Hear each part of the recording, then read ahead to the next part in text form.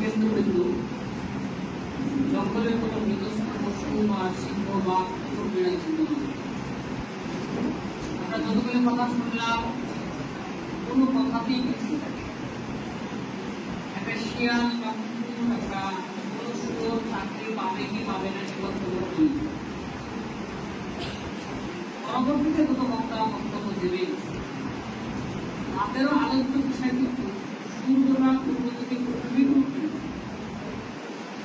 যাদের আলোয় তাপমাত্রা বৃদ্ধি পাবে কি পাবে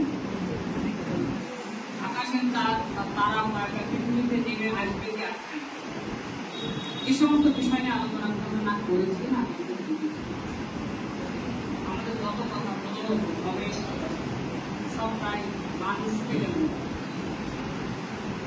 আমার কথাটা বলে সরাসরি যে মানুষকে কেন্দ্র করে এত সংকট সেই মানুষটি তার আসল জায়গাতে দাঁড়িয়ে আছে যদি না থাকে যাকে নিয়ে এত তাকে নিয়ে প্রথম হওয়া উচিত। এইভাবে সুরেকর্ডে করছি যেখানে আমাদের উচ্চশিক্ষিত সুশিক্ষিত অনেকে উপস্থিত আছে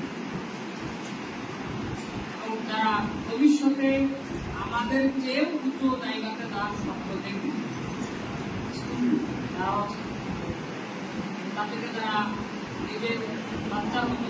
বড় হয়েছেন যে শিক্ষক তারা আছে অর্থাৎ এখানে বর্তমান জেনারেশন কামিং জেনারেশন কয়েকটা জেনারেশন একটা বসে আছে। দেখুন বর্তমানে আজ আমরা আমাদের পশ্চিমে জীবনযাপন করছি এই সময় আমরা মানুষ হিসাবে কোথায় দাঁড়িয়ে আছে প্রথম এই বিচারটা করা অত্যন্ত জরুরি। কারণ মানুষ যদি তার আসল ভোটের উপরে সুপ্রতিষ্ঠিত না থাকে চাকরির সংখ্যা বাড়বে, ইনস্টিটিউশনের সংখ্যা বাড়বে, স্যালারির স্যালারি পরিমাণ বৃদ্ধি হবে, এরকম আরো অনেক বিষয় হয়তো আরো পরিচালিত হবে, ধর্মগুরুর সংখ্যা বাড়বে, ধর্মকেন্দ্রিক আলোচনা কিন্তু সব কিছু থেকে যে প্রত্যাশাটা করছে যে একজন ছাত্র পাশে বসে থাকা ছাত্রীটা সেও একজন আমার মতো যুবকদের বোন হতে পারে।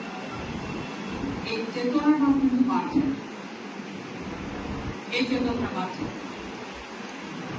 জনগণ সরকার গঠনের জন্য যত ধরনের চেষ্টা সব করে,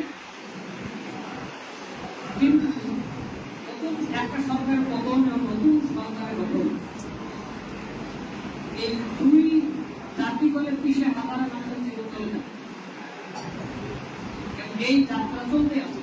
কিন্তু সাধারণ মানুষের উন্নতি বা পরিবর্তন, ব্যক্তিগত তাই আর এখন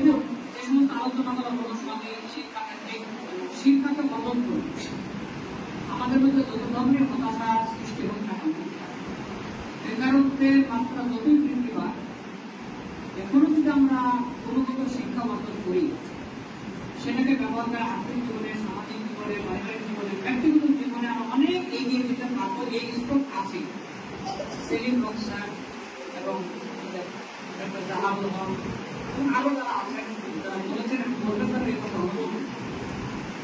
আমাদের শুরুটা হয়েছে